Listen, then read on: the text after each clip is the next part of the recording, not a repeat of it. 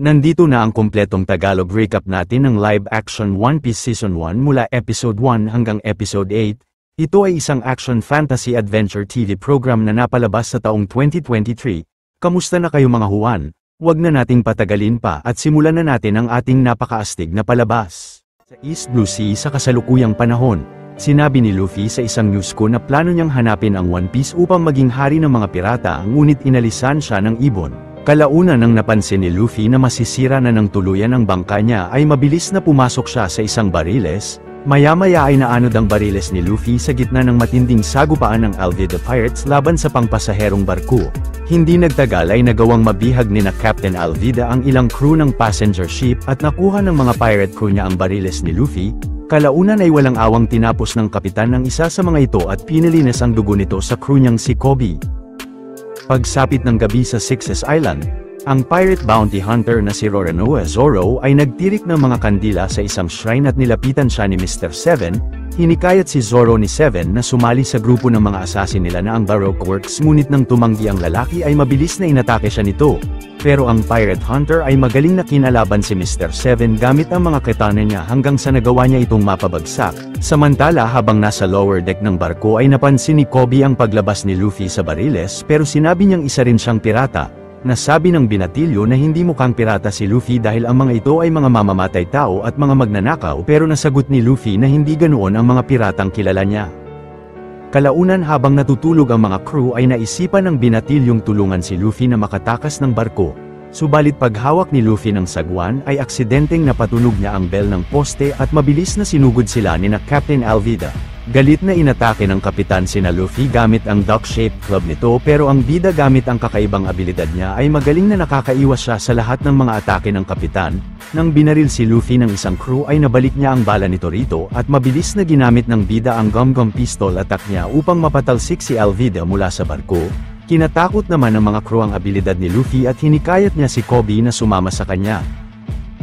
Kinaumagahan sa karagatan ng East Blue, ang babaeng si Nami sakay ng bangka niya ay humingi ng tulong sa dalawang pirata, pero nang napansin ng mga pirata ang nakatagong treasure chest ni Nami ay nagmadali silang sumakay sa bangka niya upang buksan ang baul na wala palang laman, pero ang babae ay mabilis na nanakaw ang barko ng mga ito. Samantala si Luffy ay tinanong kay Kobe kung anong plano niya sa buhay at nasagot ng binatilyo na nais niyang maging isang marine upang protektahan ang mga tao. Si Luffy naman ay naisipang puntahan nila ang pinakamalapit na marine base upang makasali roon si Kobe habang siya ay kukunin ang mapa ng Grand Line upang mapuntahan ang lugar at mahanap niya roon ang One Piece. Maya-maya ay narating nina Luffy at Kobe ang Shells Town kung nasaan ang 153rd Marine Branch at naisipan nilang kumain muna sa isang bar. Nandoon rin pala si Nami at nakipag-flirt siya sa isang marine at kalaunan ay pumasok sa bar si Zoro dala ang labi ni Mr. Seven. Ang isang bata ay binigyan si Zoro ng mga rice ball, pero aksidenteng nabangga niya si Helmeppo na kinagalit niya sa bata at tinapakan niya ang pagkain. Sinabihan ni Zoro si Helmeppo na humingi ng patawad sa bata, pero nang tinutukan siya ng espada ng lalaki ay mabilis na inatake niya ito. Si Nami naman ay pinabagsak ang isang marine bago kunin ang uniforme nito, habang si Zoro ay magaling na kinalaban si Helmeppo at ang mga marine sa paligid nang hindi ginagamit ang tatlong mga katana niya. Ilang saglit ay pumunta si Zoro sa opisina ng ama ni Helmeppo na ang Marine Captain na si Axand Morgan upang kolektahin ang bounty niya sa pagpatay kay Mr. Seven. Subalit nasabi ni Morgan na dahil sa pagbugbog ni Zoro sa ilang mga marine ay dapat na maparusahan siya ng matindi at kapag hindi siya sumailalim sa kaparusahan ay hindi na siya makakapagkolekta ng bounty sa kahit saang branch. Kinaumagahan ay suot ang marine uniform na nanakaw ni Nami ay nagawa niyang makapasok sa marine base habang si Zoro ay nagpagapos sa likod ng gusali. Maya-maya ay tinahak ni Luffy ang sewers upang makapasok sa loob ng base, ngunit napunta siya sa lugar kung saan nakagapos si Zoro at doon sila nagkakilala. Hinikayat ni Luffy si Zoro na sumali sa pirate crew niya, pero tumanggi ang lalaki at tinanong niya siya kung anong pinakaninanais niya. Nasagot ni Zoro na napangako niya noon sa isang tao na magiging pinakamagaling na swordsman siya, pero si Luffy ay tinanggal ang gapos ng lalaki kahit pa alam niyang hindi ito sasali sa crew niya bago siya bumalik sa sewers. Maya-maya si Helmeppo sa silid na hawak ang katana ni Zoro ay biglang pinasok ng lalaki at kinuha sa kanya ang sandata niya. Samantala si Nami ay pinasok ang stockroom ng base upang nakawin ang Grand Line map at nalaman niya sa isang marine na nakatago sa opisina ni Morgan ang mapa. Ngunit nang nakita si Nami ng lalaking ninakawan niya ng uniform ay mabilis na pinatumba ng babae ang dalawang marine. Bigla namang bumagsak si Luffy sa stockroom at sinabi niya kay Nami na narinig niya ang mga nasabi ng mga marine kanina kaya't plano niyang maunahan ng babaeng makuha ang mapa sa opisina ni Captain Morgan. Subalit biglang nakaharap ng dalawa si Morgan at si Nami ay nagdahilan sa kapitan na naaresto niya ang lalaking yun dahil sa pagdahilan nito ng kaguluhan sa bayan. Kahit pa nagdududa ay inalisa ni Captain Morgan ang dalawa pero si Nami ay nakuha pala ang mga susi ng kapitan dahil isa siyang magaling na magnanakaw. Hinikayat naman ni Luffy si Nami na sumali sa pirate crew niya ngunit tumanggi ang babae, subalit nalaman ni Morgan sa mga tauhan niya na pinasok sila ng mga pirata habang sina Nami ay napasok ang opisina ng Marine Captain at sinimulan nilang hanapin sa loob ang Grand Line Map. Pero si Luffy ay nagawang makita ang sekretong vault ng kapitan sa sahig ngunit agad na sinimulang wasakin ni Morgan ang pinto ng opisina niya. Ngunit dahil hindi mabuksan ni Nami ang vault ay buong lakas na tinanggal ito ni Luffy mula sa sahig na kinatalsik nila palabas ng gusali. Mabilis na inatake sina Nami at Luffy ng napakaraming marine ng base pero nang napadaan roon si Zoro ay naisipan niyang tulungan silang dalawang kalabanin ng mga marine hanggang sa natapos nila ang mga ito. Subalit galit na hinarap ang tatlo ni Captain Morgan at habang patuloy na kumakalaban ng mga marine si Nami ay buong lakas na pinagtulungang kalabanin ni Zoro at Luffy ang kapitan. Subalit dahil nahirapan ang dalawa na makipagsagupaan sa kalaban ay napagdesisyonan ni Zoro na gamitin ang pangatlong katana niya. Nagpatuloy na nakipaglaban sina Luffy at Zoro sa Marine Captain hanggang sa nagawang mapabagsak ng bida si Morgan gamit ang Gum Gum Whip attack niya. Pagkatapos ay tinulungan ni Zoro sina Luffy na madala ang vault sa barko ni Nami pero nang tinutukan sila ng baril ni Helmeppo ay mabilis na sinuntok ito ni Kobe bago magpaalam ang binatilyo sa grupo. Maya-maya ang pirate captain na si Buggy ay nalaman sa crew niyang si Kabaji na may 3 piratang nakakuha ng Grand Line Map sa Shells Town. Sa kasalukuyan na yun si Vice Admiral Garp ay nakatanggap ng balita mula sa Shells Town na ninakaw ang Grand Line Map ng isang pirata na nakasuot ng straw hat. Sa sunod na eksena, nagawang mabuksan ni Nami ang vault at nakuha niya rito ang Grand Line Map. Subalit ang Buggy Pirate sa di kalayuan ay biglang pinasabugan sila ng smoke bomb na kinawalan ng malay ni Zoro at Nami pero si Luffy ay nilunok ang mapa bago mawalan rin ng malay.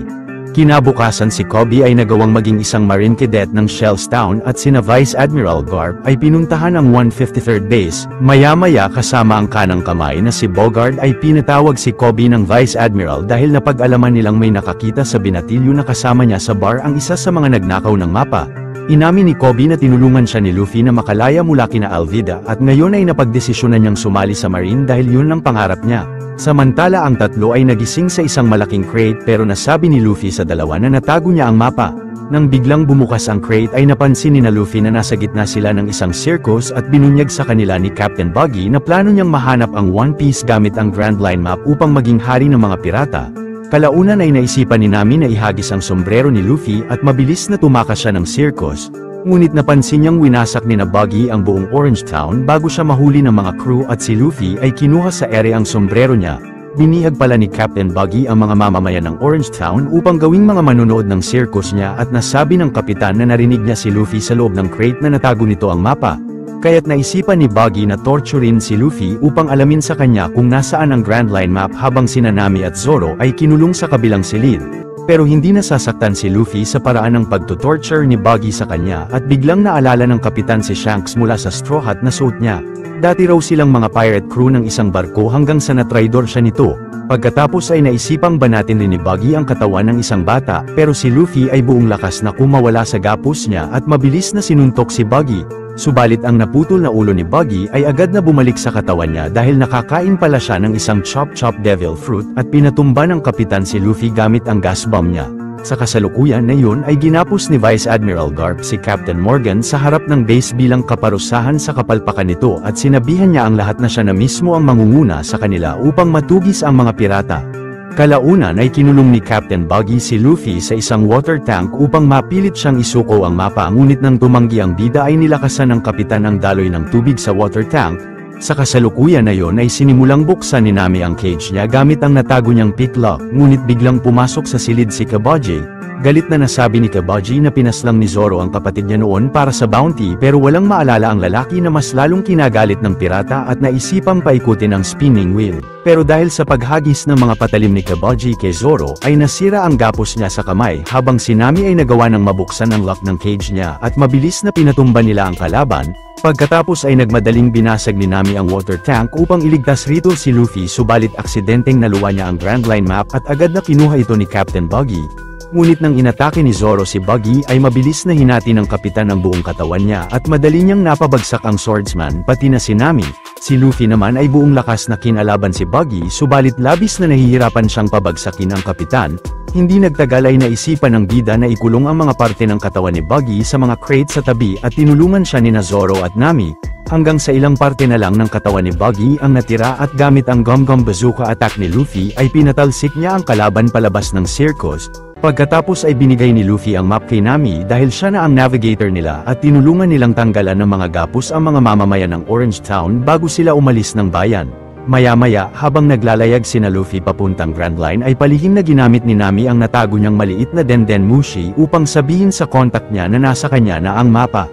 7 years ago sa Syrup Village, ang batang si Usopp ay araw-araw na sinisigaw sa mga kapitbahay na paparating na ang mga pirata. Ang isang lalaki ay nainis sa maling pagbalita ni Usopp at inuwi niya siya sa bahay nila. Nasabi ni Usopp sa ina niyang may sakit na nagawa niya yon dahil nais na niyang bumalik ang ama niyang pirata upang manumbalik na muli ang lakas ng ina. Subalit kalaunan ay binawian na ng buhay ang ina ni Usopp.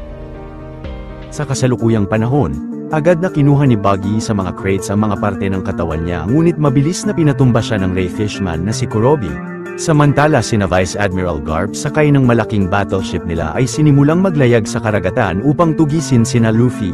Ilang saglit ay napansin ni Garp ang magaling na pagtali ni Kobe sa mga lubid ng barko at sinama niya siya sa opisina niya. Pinaliwanag ni Kobe na nasanay siyang magtali sa barko ni Alvida at inaya ng Vice Admiral ang binatilyo na maglaro ng Go board game upang masanay rin siyang makaisip ng mga estratehiya. Sa sunod na eksena ay napansin ni Nami na nagsisimulang pasukin ng tubig ang ship nila na kinasira ng Dundon Mushi niya.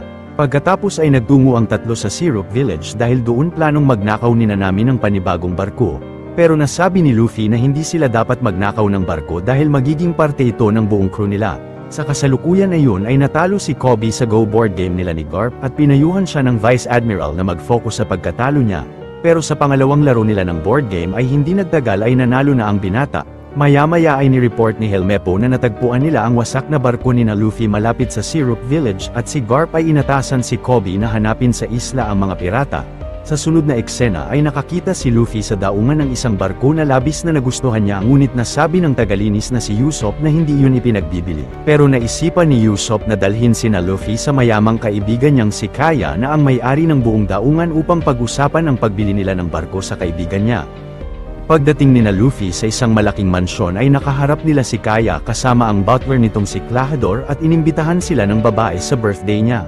Si Klahadore naman ay sinabihan sina Luffy na maligo at magpalit muna ng kasuotan sa mansyon. Maya-maya nang nagkamalay na si Buggy ay napansin niyang kaharap na niya si Captain Arlong kasama ang mga tauhan nito na ang pinakamalakas na pirate crew ng East Blue. Sinabi ni Arlong kay Buggy na dahil nasa karagatan niya siya ay dapat na mag-abot siya ng kabayaran sa kanya.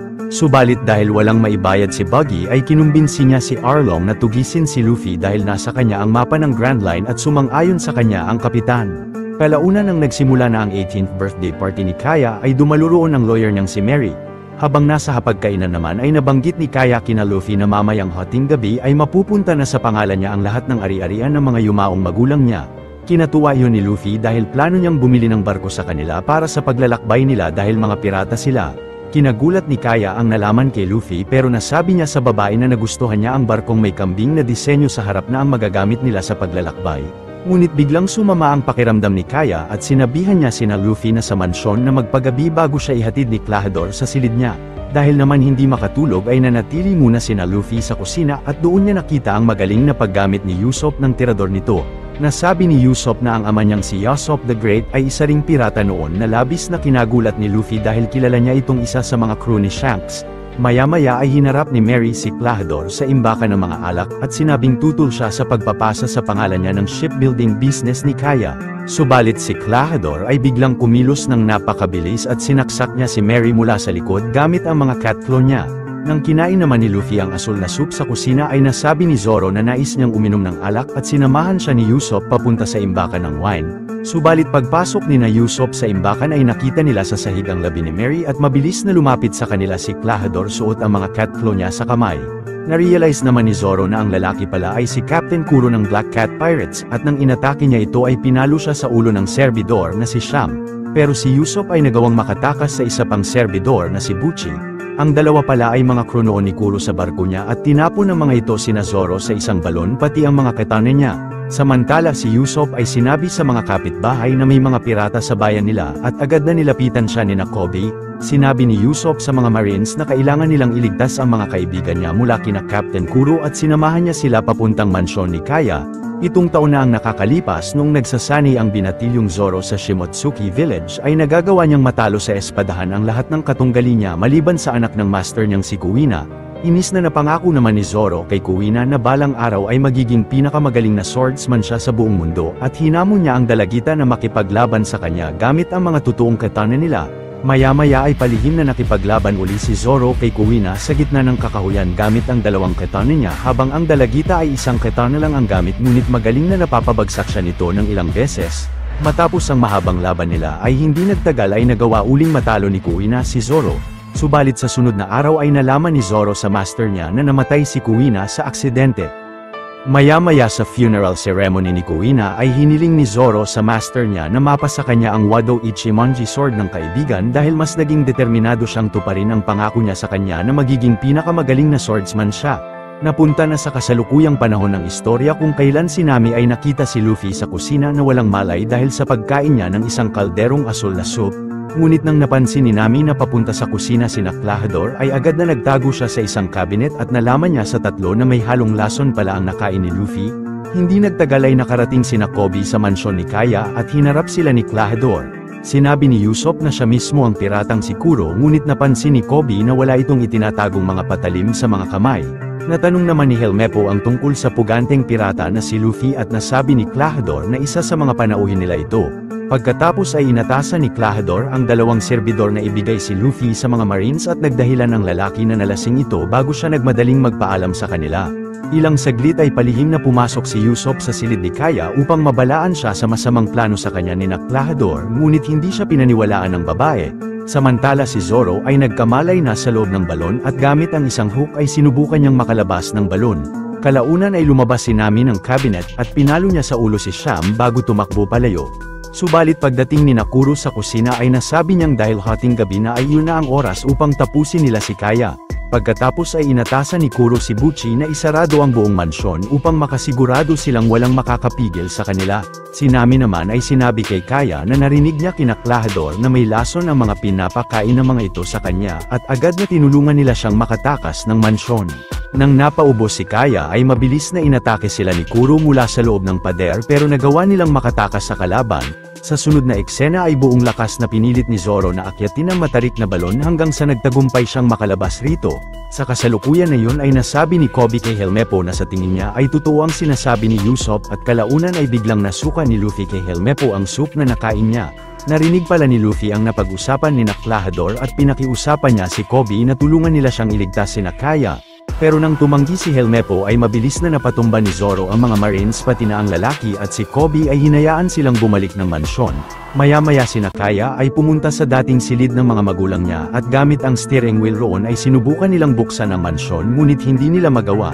Kalaunan ay nagawang makapasok muli ni Zoro at Luffy sa mansyon habang si Captain Kuro ay nakarating sa dating silid ng mga magulang ni Kaya at nagmadaling nagtago ang tatlo. Ngunit hindi nagtagal ay sabay na inatake si Zoro ni Buchi at Sham at si Captain Kuro ay galit na hinanap si Kaya sa silid habang winawasak ng kalaban ang mga kagamitan sa paligid. Sinubukang tumakbo ni Kaya subalit mabilis na napigilan sila ni Kuro at nagawang makuha ng kalaban sa ere ang bala ni Usopp bago nito atakihin ang lalaki. Nang tatapusin na ni Kuro si Kaya ay agad na pinigilan siya ni Luffy subalit mabilis na nakakaiwas ang dating kapitan sa mga suntok ng bida. Sa kasalukuyan na yun sa gitna ng pakikipagsagupaan ni Zoro sa dalawang Black Cat Pirate crew ay kalaunan ay nagawang makuha ni Sham ang isang katana niya. Pero sa patuloy na pakikipaglaban ni Zoro kina Buchi ay hindi nagtagal ay nakuha uli niya ang katana niya at dahil sa matinding combat skill ng swordsman ay sa wakas ay napatumba niya ang dalawa. Sa kasalukuyang yun si Captain Kuro ay nagawang mahiwa ang dibdib ni Luffy pero ang bida ay naisipan na pakinggan ang galaw ng kalaban upang malaman niya kung saan ito nakatago. Galit na kinalaban naman ni Kuro si Luffy pero ang bida ay ginamit sa kanya ang Gum Gum Bell attack niya upang malakas na mapatalsik ang kalaban palabas ng mansyon. Kalaunan ay bilang pasasalamat ay binigay ni Kaya kina Luffy ang ship na nabanggit niya sa kanya. Ayon kay Kaya ay si Mary ang nagdisenyo ng barkong yon noong siya pa ang namamahala ng kumpanya at si Luffy ay naisipang pangalanan nitong Going Merry. Pagkatapos ay hinikayat ni Luffy si Usopp na sumali sa crew niya.